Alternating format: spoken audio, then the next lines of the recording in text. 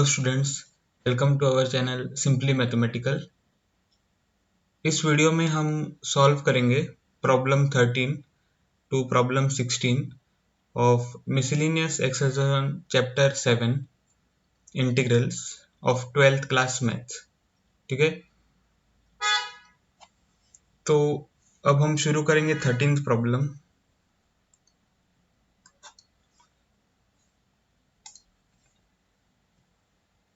तो 13th problem का function हम यहाँ पे लिखेंगे, तो e raise to x divided by 1 plus e raise to x multiplied by 2 plus e raise to x. Okay, so इस फंक्शन को हमें इंटीग्रेट करना है, तो integral of the function dx, और ये जो इंटीग्रल है उसको हम बोलेंगे i, तो let i be equal to this integral e raise to x divided by 1 plus e raise to x multiplied by 2 plus e raise to x dx। Okay, so यहाँ पर हमें अब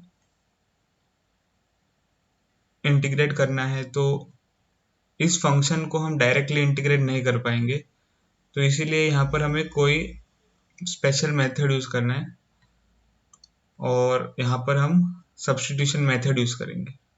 ठीक है, तो put e raise to x equal to t. ठीक है, तो यहाँ से हमें क्या मिलेगा, derivative of e raise to x is e raise to x, फिर dx is equal to dt। Okay, so अब हम इस इंटीग्रल को लिखेंगे integral 1 by 1 plus e raise to x multiplied by 2 plus e raise to x multiplied by e raise to x dx। Okay, so हमें अब मिलेगा i is equal to integral, अब e raise to x dx क्या है, तो dt। ठीक है, फिर 1 by 1 plus e raise to x, तो यहाँ पर e raise to x t है, तो यहाँ पर हमें मिलेगा 1 प्लस t। ओके, फिर मल्टीप्लाइड बाय 2 प्लस यहाँ पर e raise to x t है। ओके, सो ये हमें मिलेगा, तो यहाँ से i is equal to integral 1 divided by t plus 1 multiplied by t plus 2 dt। ठीक है, ऐसे हमें मिलेगा। तो अब हम पार्शियल फ्रैक्शंस मेथड यूज करेंगे, तो बाय पार्शियल फ्रैक्शन मेथड हमें मिलेगा 1 divided by t plus 1 multiplied by t plus 2 is equal to, अब यहाँ पर आप देख सकते हो लीनियर फैक्टर्स है, तो जो पार्शियल फ्रैक्शंस होंगे वो कैसे होंगे, a divided by the first factor that is t plus 1 plus b divided by the second factor t plus 2, where a and b are constants। ठीक है, तो अब हमें a और b फाइंड करने हैं, तो this implies 1 divided by t plus 1 multiplied by t plus 2 is equal to, यहाँ पर हम क्रॉस मल्टीप्लिकेशन करेंगे, तो a multiplied by t plus 2 plus b multiplied by t plus 1 divided by t plus 1 multiplied by t plus 2। ठीक है, तो आप देख सकते हो डिनोमिनेटर दोनों साइड में कैंसिल हो जाएंगे। ठीक है, तो हमें मिलेगा 1 is equal to a multiplied by t plus 2 plus b multiplied by t plus 1। So this implies 1 is equal to at plus 2a plus bt plus b. Okay, so this implies 1 is equal to at plus bt plus 2a plus b. Okay, so this implies 1 is equal to, यहाँ पर हम t common ले सकते हैं, तो a plus b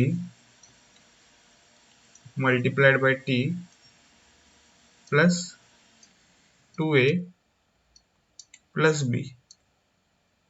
okay, अब हम ये जो लेफ्ट हैंड साइड है 1 उसको लिखेंगे 0t plus 1 which is equal to a plus b multiplied by t plus 2a plus b।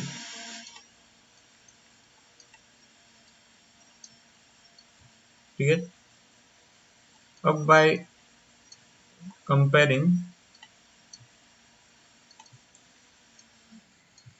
The coefficients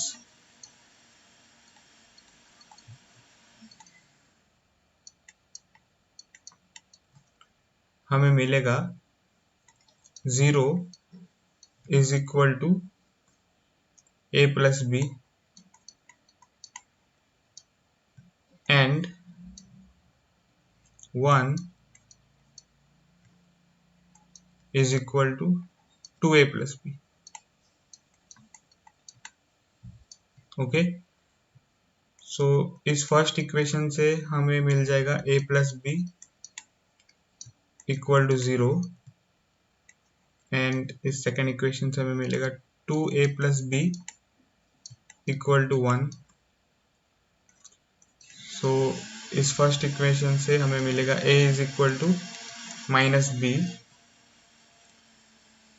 okay, so this we can call it as equation 1 और इस equation को हम बोलेंगे equation 2। तो फिर substituting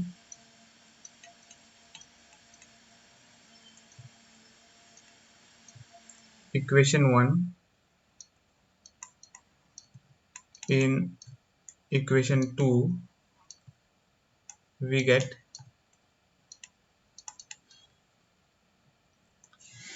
2 times minus b plus b is equal to 1।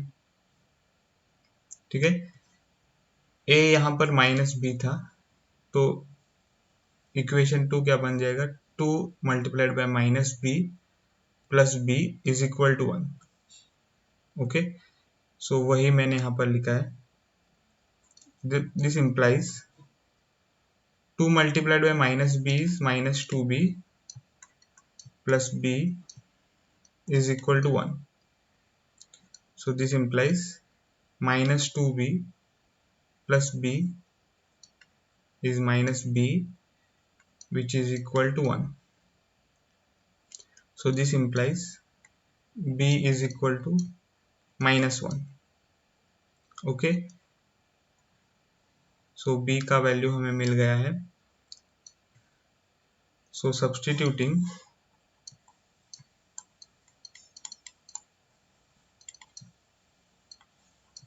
b equal to -1 in equation 1. Okay, हमें मिलेगा a is equal to minus of -1. Okay, so which is equal to 1. So this implies a is equal to 1.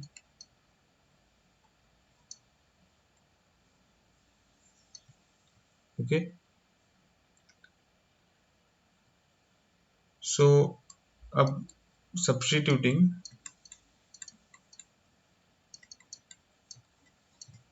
a equal to 1 and b equal to -1 in equation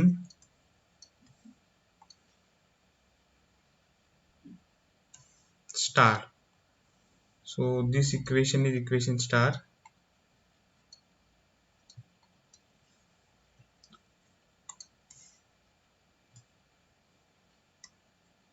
Okay, we get 1 divided by t plus 1 multiplied by t plus 2 is equal to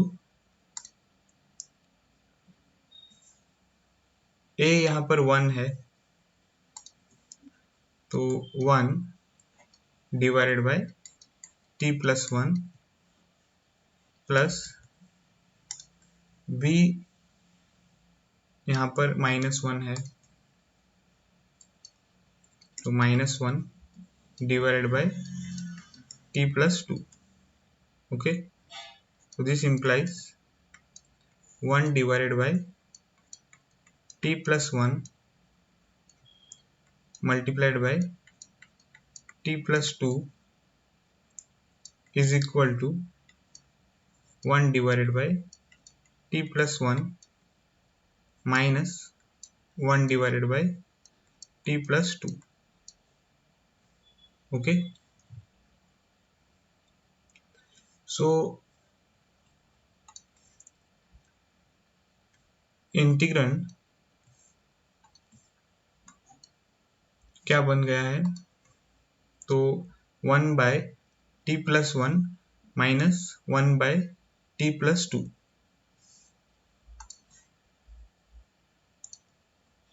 So I is equal to integral 1 divided by t plus 1 minus 1 divided by t plus 2 dt. अब हम इस integral को दोनों terms के लिए लगाएंगे तो हमें मिलेगा I is equal to integral 1 divided by t plus 1 dt minus integral 1 divided by t plus 2 dt. Okay, so I is equal to, अब आपको पता है integral of 1 by t plus 1 d t होगा log of modulus of t plus 1 minus similarly integral of 1 by t plus 2 होगा log of modulus of t plus 2 और plus सी. Okay, so अब हम यहाँ पे t को रीसब्स्टिट्यूट करेंगे और यहाँ पर t e raise to x है तो I is equal to log of modulus of e raise to x plus 1 minus log of modulus of e raise to x plus 2 plus c. So I is equal to log of modulus of e raised to x plus 1 divided by modulus of e raise to x plus 2 plus c. यहाँ पर हमने log की property use की है जो कि है log of a minus log of b is equal to log a divided by b। Okay, so I is equal to log of, ये दो मॉड्यूलस एक हो जाएंगे, e raise to x plus 1 divided by e raise to x plus 2 plus C. Okay, यहाँ पर हमने modulus की property use की है, modulus of a divided by modulus of b is equal to modulus of a divided by b। ठीक है, तो ये होगा हमारा आंसर।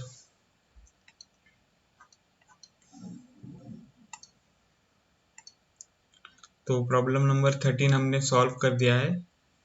अब हम सॉल्व करेंगे problem number 14। Okay, so 14th,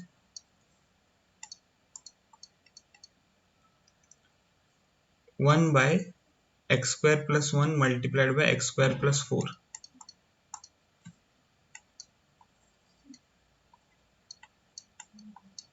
ठीक है, ये फंक्शन है।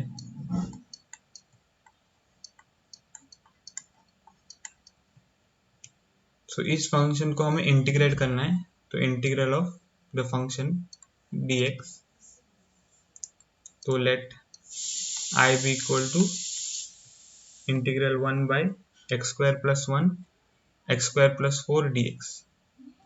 ओके, सो यहाँ पर हमें अब कंसिडर करना है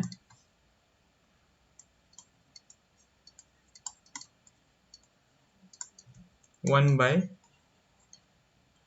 x square plus 1 multiplied by x square plus 4। Okay, so यहाँ पर हमें सब्स्टिट्यूट करना है, let x square be equal to Y.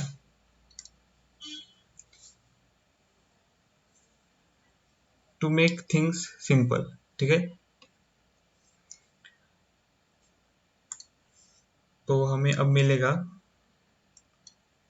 1 divided by x square is Y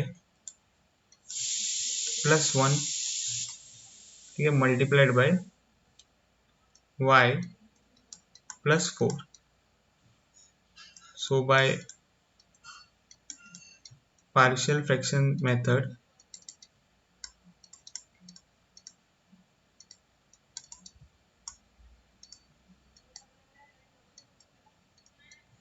okay, so this is equal to a divided by y plus 1 plus b divided by y plus 4। तो यहाँ पर हम cross multiplication करेंगे तो हमें मिलेगा 1 divided bye y plus 1 multiplied by y plus 4 which is equal to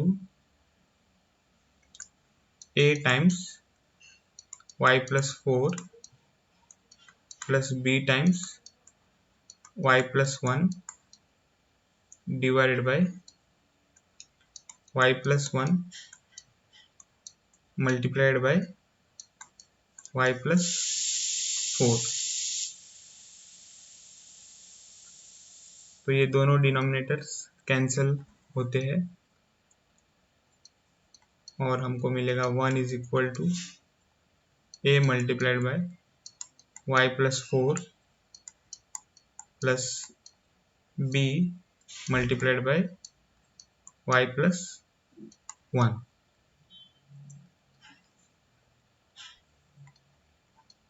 So this implies 1 is equal to ay plus 4a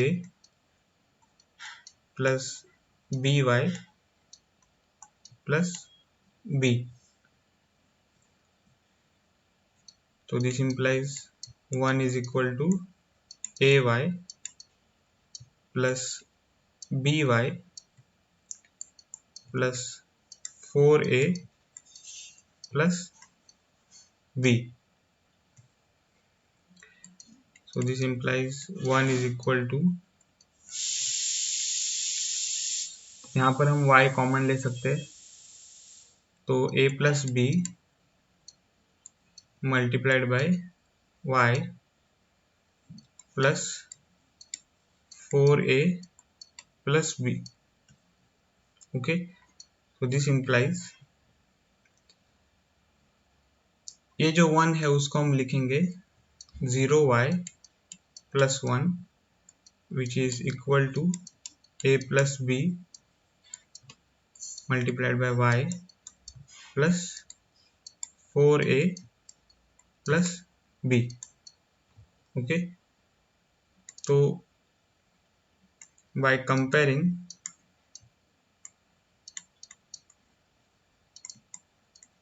the coefficients,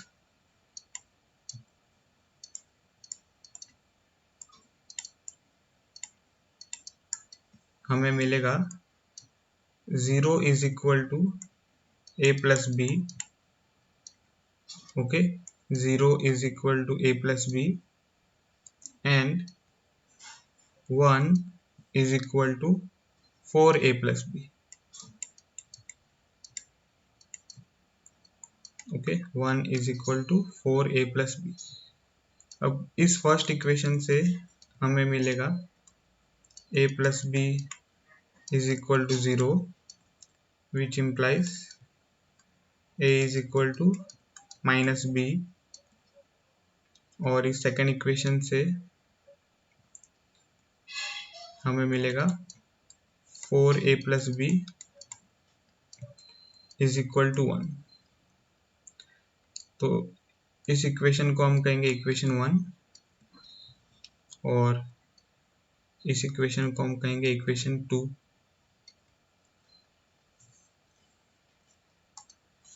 अब substituting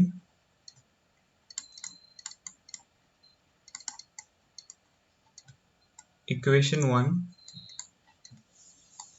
in equation 2 we get 4 multiplied by, अब यहाँ पे हम equation 1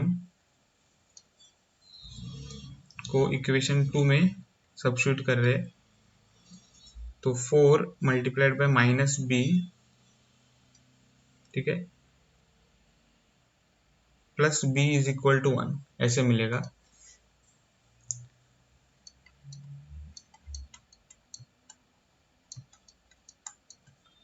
So this implies minus 3b, minus 4b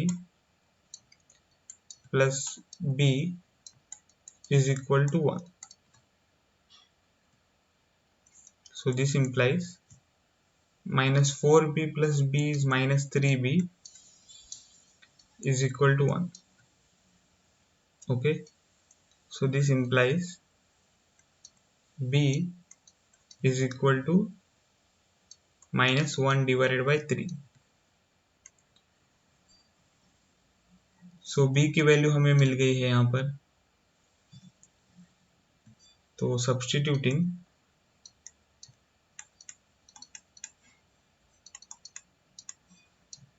b equal to minus 1 by 3 in equation 1 we get अब equation 1 है a is equal to minus b, so हमें मिलेगा a is equal to minus of minus 1 by 3, so which is equal to 1 by 3. This implies a is equal to 1 by 3. Okay,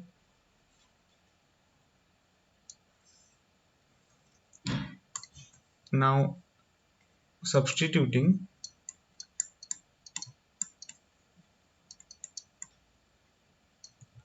a is equal to 1 by 3 and b is equal to minus 1 by 3 in equation star. So this is equation star.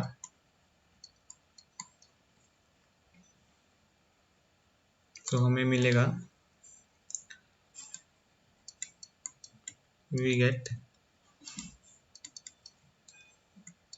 1 divided by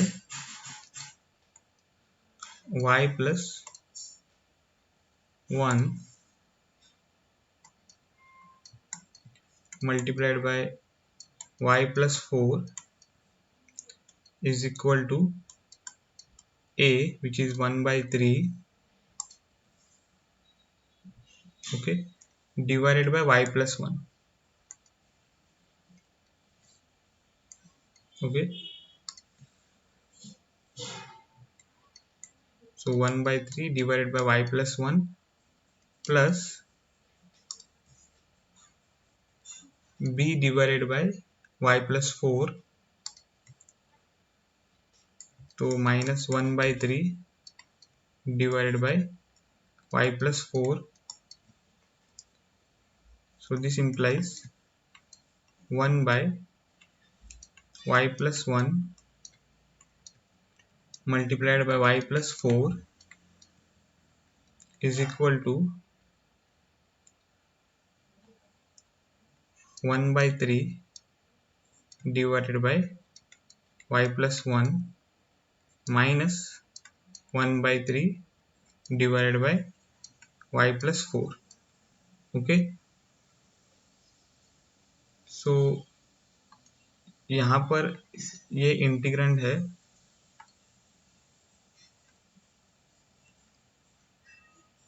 okay, अभी तक ये integrand नहीं है,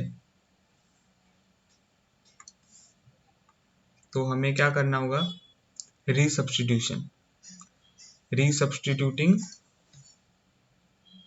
y equal to x square. Okay,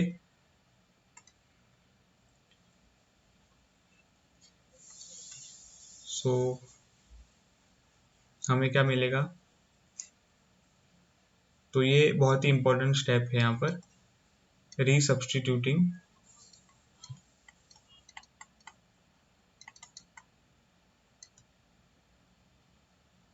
y equal to x square, we get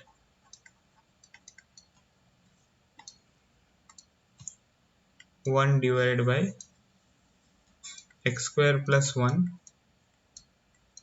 multiplied by x square plus 4 equal to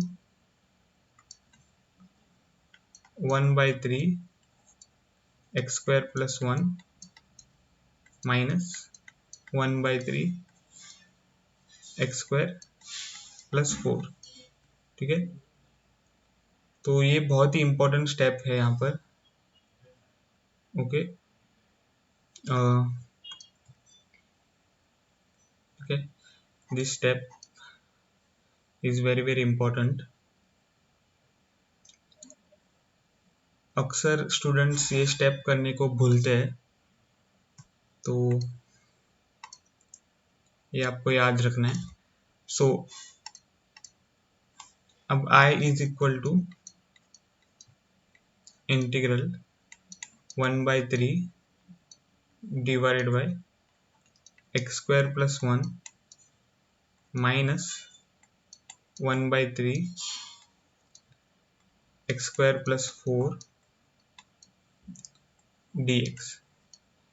okay,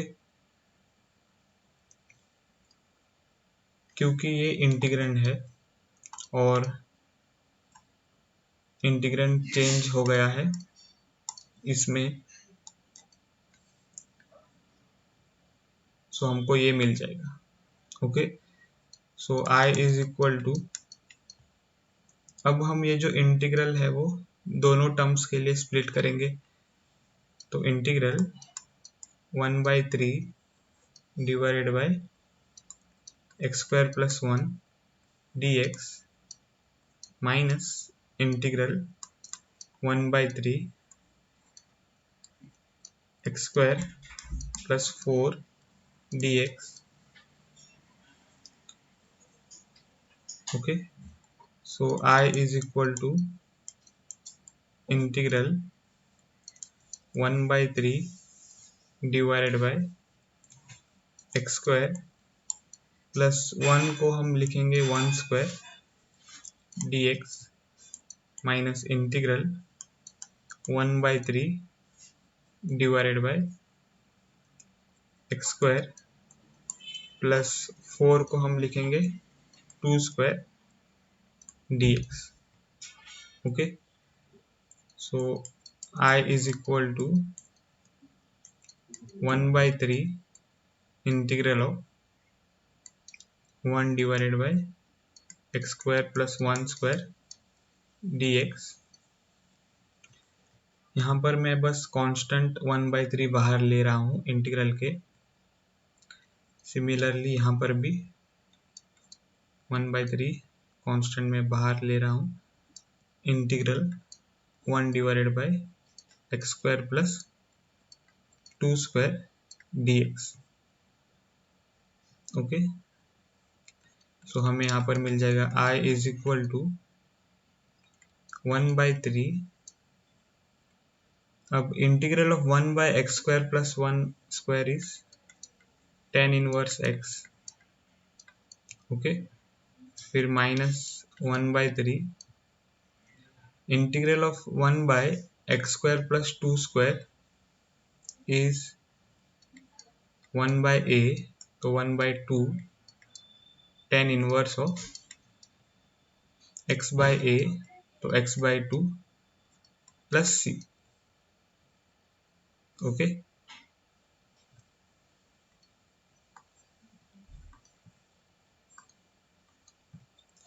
so हमें मिलेगा I is equal to 1/3 tan inverse of x minus 1/6 tan inverse of x/2 plus c। Okay, तो ये answer हमें मिल जाएगा।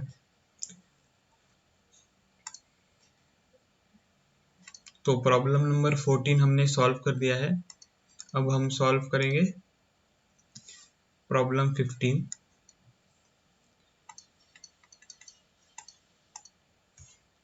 So problem 15,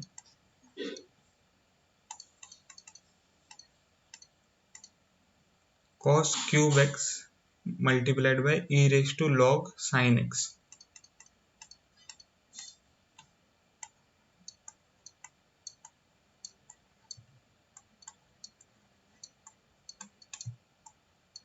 okay, so इस function को हमें इंटीग्रेट करना है, तो इंटीग्रल द फंक्शन dx, फिर let I be equal to integral cos cube x e raise to log sin x dx।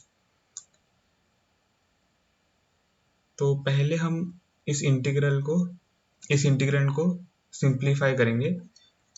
तो I is equal to integral cos cube x, और यहाँ पे e और log इनवर्स फंक्शंस है, तो इसीलिए यहाँ पर e और log कैंसिल हो जाएंगे और हमें मिलेगा sin x। Okay, dx। सो अब हम ये जो इंटीग्रल है उसको डायरेक्टली इंटीग्रेट नहीं कर पाएंगे, इसीलिए यहाँ पर हमें एक स्पेशल मेथड यूज़ करना है और यहाँ पर हम सब्स्टिट्यूशन मेथड यूज़ करेंगे। तो put cos x is equal to t. Okay, so derivative of cos x is minus sin x dx और is equal to dt। तो यहाँ से हमें मिलेगा sin x dx is equal to minus dt। Okay, so I is equal to integral cos x t है तो t cube, okay, multiplied by sin x dx minus dt है तो minus dt। तो I इज इक्वल टू, अब ये जो minus sign है वो बाहर आ जाएगा तो minus integral of T cube D T. Okay, so I is equal to integral of T cube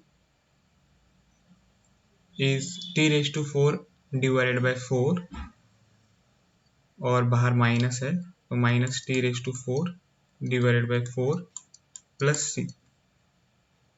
okay, अब हम t को रीसब्स्टिट्यूट करेंगे।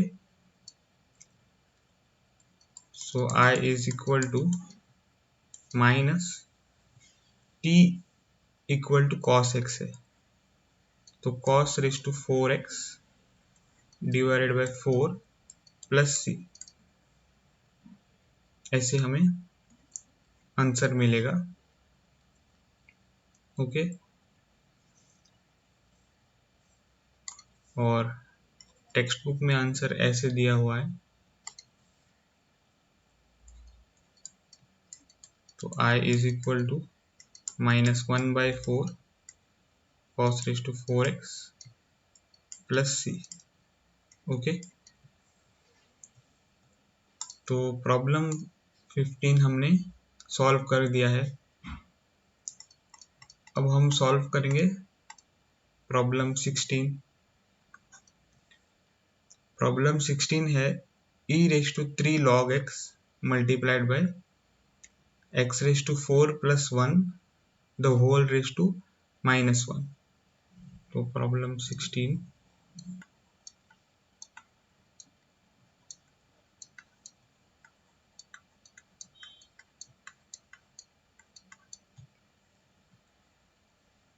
तो इस फंक्शन को हमें इंटीग्रेट करना है।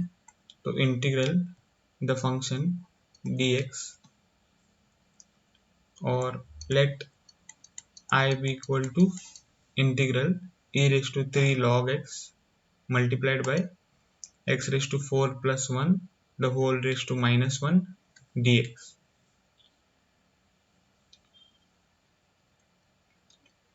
तो this implies I is equal to integral 3 log x को हम log की प्रॉपर्टी यूज करेंगे तो e raise to log x cube ऐसे मिलेगा। हम यहाँ पर a log b is equal to log b raise to a, इस प्रॉपर्टी को यहाँ पर यूज कर रहे हैं। फिर multiplied by x raise to 4 plus 1 raise to minus 1 dx। Okay, so आपको पता है कि एक्सपोनेंशियल फंक्शन e और logarithmic function log inverse functions है तो वो दोनों कैंसिल हो जाएंगे। तो हमको मिल जाएगा I is equal to integral x cube multiplied by x raise to 4 plus 1 raise to minus 1 dx। Okay, so I is equal to integral x cube divided by x raise to 4 plus 1 dx। ये मैंने लिखा है क्योंकि x raise to 4 plus 1 raise to minus 1 होता है 1 by x raise to 4 plus 1, तो हमें ये ऐसे मिल जाएगा। तो अब I is equal to integral 1 by x raise to 4 plus 1 multiplied by x raise to 3 dx। Okay, ऐसे हम इंटीग्रल को लिखेंगे। तो अब हम ये जो इंटीग्रल है वो डायरेक्टली इंटीग्रेट नहीं कर पाएंगे, तो इसीलिए यहाँ पर हमें स्पेशल मेथड यूज करना है और यहाँ पर हम सब्स्टिट्यूशन मेथड यूज करेंगे। ठीक है, तो put x raised to 4 is equal to t, so this implies derivative of x raised to 4 is 4x cube dx or which is equal to dt।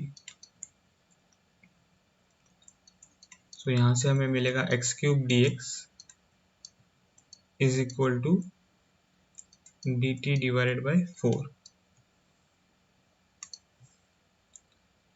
So I is equal to integral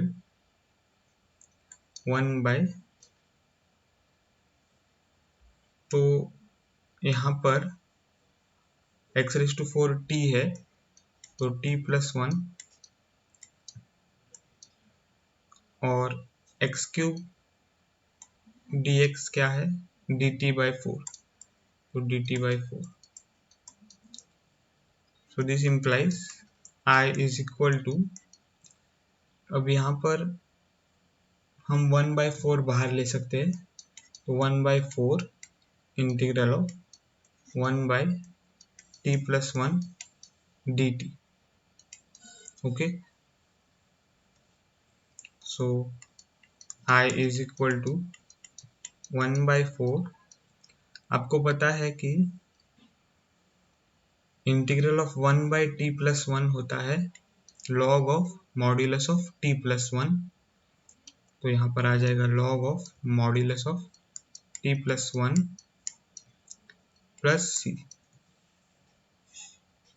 अब हम t को resubstitute करेंगे और t equal to x raise to 4 है, तो हमें मिलेगा I is equal two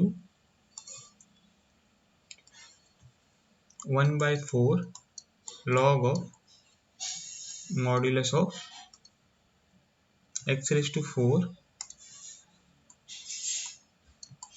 plus 1 plus c। Okay, अब यहाँ पर एक्स रेस टू 4 प्लस 1 एक पॉजिटिव क्वांटिटी है। ओके, तो I is equal to 1 by 4 log of, अब मॉड्यूलस हट जाएगा, तो x raise to 4 plus 1 plus c। ठीक है, तो ये पॉजिटिव क्यों है, अगर आपको ये क्वेश्चन है, तो एक्स रेस टू 4 हमेशा नॉन नेगेटिव होगा क्योंकि 4 यहाँ पे इवन है, और non negative plus a positive number is positive, और modulus of a positive number a is equal to a। ठीक है, अगर a पॉजिटिव है तो modulus of that number is the number itself. तो यहाँ पर ये जो मॉड्यूलस है वो हट जाएगा और हमें सिर्फ एक्स रेस टू 4 प्लस 1 मिल जाएगा। ठीक है, तो आंसर हमें मिल गया है तो प्रॉब्लम नंबर 16 हमने सॉल्व कर दिया है। तो इस वीडियो में बस इतना ही। अगर आपको ये वीडियो पसंद आया हो तो मेरे वीडियो को ज़रूर लाइक करें, और अभी तक अगर आपने मेरे चैनल को सब्सक्राइब नहीं किया है तो प्लीज़ मेरे चैनल को सब्सक्राइब कर दीजिए। मिलता हूँ आपको अगले वीडियो में, तब तक के लिए बाय।